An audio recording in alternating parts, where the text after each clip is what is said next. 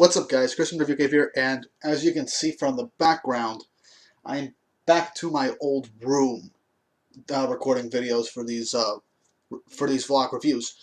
I was originally in another room, but I don't really have access to that during the day as much anymore for my recordings, and it's not as quiet. So for now, you're gonna have to deal with the blue background like I did when I first started this channel. But don't worry about it. It's not gonna affect the video making process at all.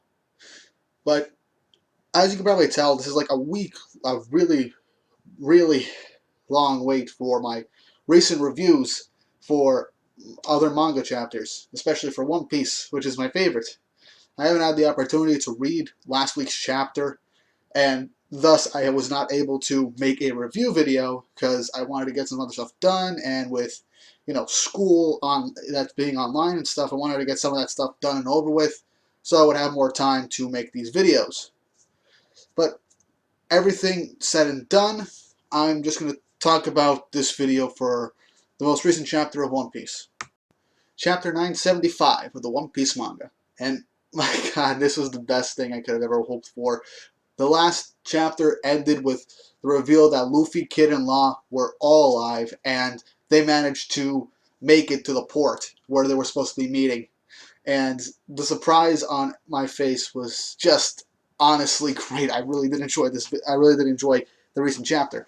But we start back up from where we left off with Kin and everyone shocked that the Straw Hats are actually still alive. Kin is basically trying to apologize to Luffy and everybody that no one is around and that their plan was actually leaked. We do get to see a small panel of Kanjuro right in having that smug face that yes, all is going as planned. Stuff like that. Even though the Straw Hats did show up, there are in fact three three huge galleons that the Straw Hats have to face, along with the Kid Pirates and the Heart Pirates. So this chapter is basically just reestablishing what happened in the last chapter while also showing us who has arrived.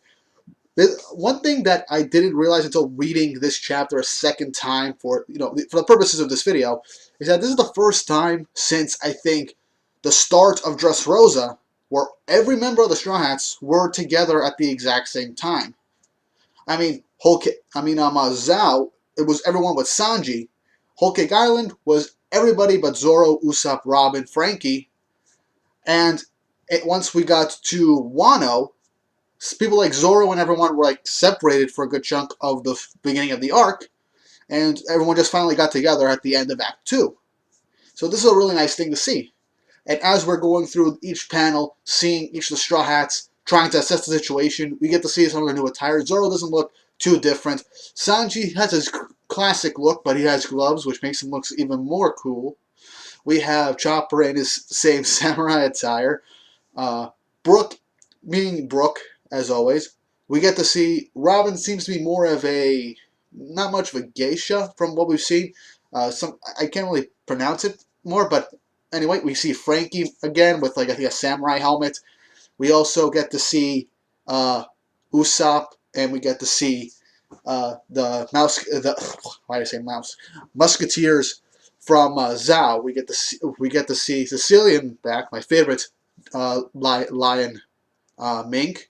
Rabbits there as well, and we get to see Zeus with the cap, since Nami does actually have control over Zeus, which will be a very weird interaction when he runs into Big Mom again. That is something that I am kind of curious about what's going to happen next, whether Zeus will leave Nami for Big Mom due to, Zeus being made from chunks of Big Mom's soul, or Zeus actually staying with Nami due to the fact that she will give him thunder clouds to eat. But that's something to see later. So as this is going on, we do get to see the Straw Hats and the rest try and fight off the galleons. And we get this really nice scene where we end up seeing Luffy and Law trying to I can't speak for some bizarre reason, but they end up staring down the galleons, and then the Beast Pirates end up being all cocky and overconfident, basically say that what's going on at Onigashima isn't just to celebrate, the Fire Festival or whatever. It's also to celebrate the union, or the team up, the alliance between the Beast Pirates and the Big Mom Pirates. So this honestly comes to a shock to Law and to Kid even the most. He seems to be shocked the most out of the three. Luffy not too much, but Kid I see he's a little shaken up by it. Not to the point of being like, oh crap, I gotta get the hell out of here. This is way too much. This is above my pay grade right here. But enough to show actual fear for the current situation, because taking down one emperor, especially someone as nearly indestructible as Kaido, is a feat unto itself. But having to deal with Big Mom, someone who, I look back, Kid was in fact, did in fact fight Big Mom at one point. He was in Big Mom's territory for a short period of time. I think that's how he lost his arm. So that is something that I do see having Kid kind of draw back for a little bit of trauma with Big Mom. Like, you can tell that the guy is kind of scared. The fact that he already lost to Big Mom once. And he lost a big chunk of his body. He almost died. It wasn't like Kaido, who honestly I think just kept Kid, just for the fact that he was strong and wanted to see if he could break him and put him onto his crew. Now then, moving on, despite all this, Luffy and an extension Law and Kid, despite hearing all this, are like, yeah, okay, they're over there. We'll deal with them once we get there. Right now, we have to deal with you guys, and you guys don't seem like much of a problem for us. And as this little exchange is going on, you do get to see the Beast Pirates get kind of scared. You get honestly kind of scared as Law gets ready to use his devil fruit room. Luffy goes into Gear 4 right off the bat into Bounce Man, and Kid uses, I think, what was the name? Punk Hazard Punk or something like that. Definitely not Punk Hazard. It's something Punk. I completely forgot the name of it. I completely forgot to write down that name. But anyway, they all attack. They basically practically destroy the one whole galleon all on their own. And as this is going on, right off in the distance, Kyoshiro shows up with his ship and the 200 members of the Kyoshiro crime family. And the Beast Pirates are all very ecstatic to see Kyoshiro there. And they're like, please help us. Please take down the enemy for us. We can really use your help. We can really use these reinforcements. And Kyoshiro, with no real semblance of his emotions, goes like, I just had to attack the enemies? Very well. Uses a sword, slashes one of the other galleons, gets rid of the cannons. And it's at this point he starts revealing that he is actually a traitor. He is on the side of the Kozuki clan and the samurai. And through all this, after a big exchange and stuff like that, we end up getting his confession to the rest that he is Denjiro by quoting the event in the flashback arc involving the mountain boar, which was like the big giant boar that after Kinemon accidentally kind of stole its cub, kind of destroyed a good chunk of a small town in Wano, and Odin stopped it. And the only one that knew, other than Odin, about that incident and what happened actually was Kinemon and Denjiro. And through this, it is kind of a bit of disbelief that the guy who's been alive all this time. Now, this is something that I was honestly very happy to see, because the last chapter got to reveal the traitor, which was Kanjuro. Now, we get to reveal the traitor on Orochi and Kaido's side, who was Denjiro. And this was honestly really good. Oda really did play the double traitor card really well here, and I did love the back-to-back reveals of this.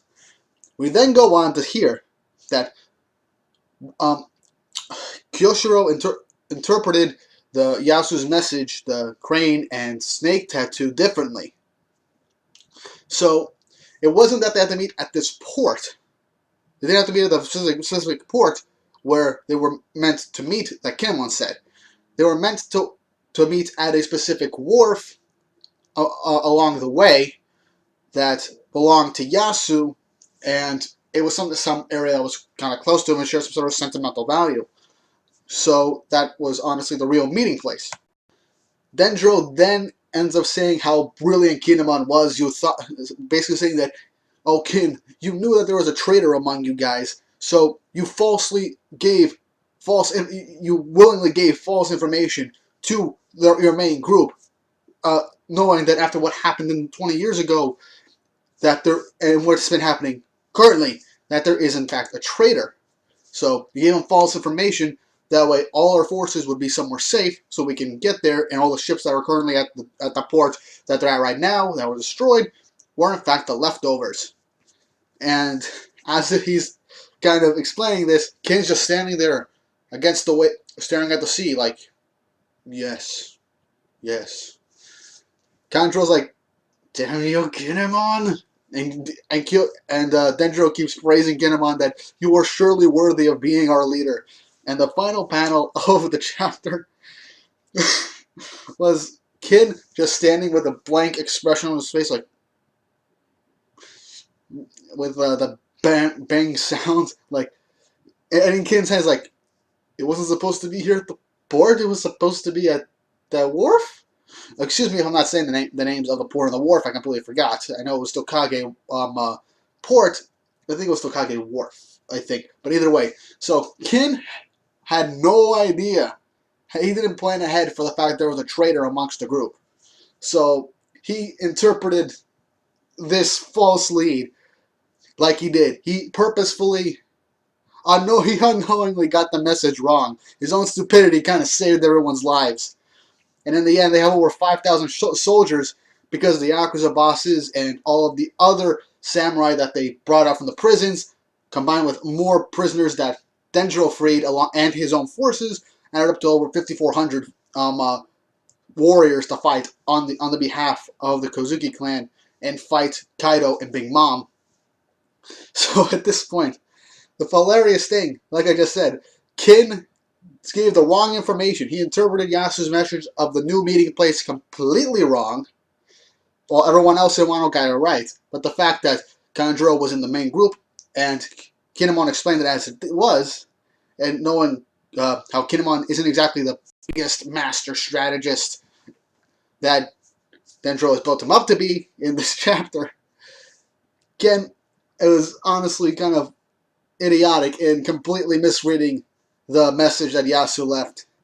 And the sheer stupidity luckily saved thousands of lives in the actual plan. So that is something that I am just really glad to see. That was the best thing I could have hoped for. I was like, okay, we lost a good chunk of our friends, a good chunk of our army, but we still have Luffy, Law, and Kid and their crews to help us out. We still have a chance. And then to be revealed that everyone was still alive, the fact that you misread their own message for the meeting place is just hilarious. It's classic. Oh, man. Oh, man. I can't. Alright. Alright. So, yeah. So, everything that happened in this chapter alone, a lot happened. We got some good action, we got some good comedy, and big reveals. Everything is set, and everything is in the Straw Hats and Samurai Mink Alliance's way. Luck is on their side, so all they have to do is get past the Galleons and go straight to Onigashima to take on Kaido.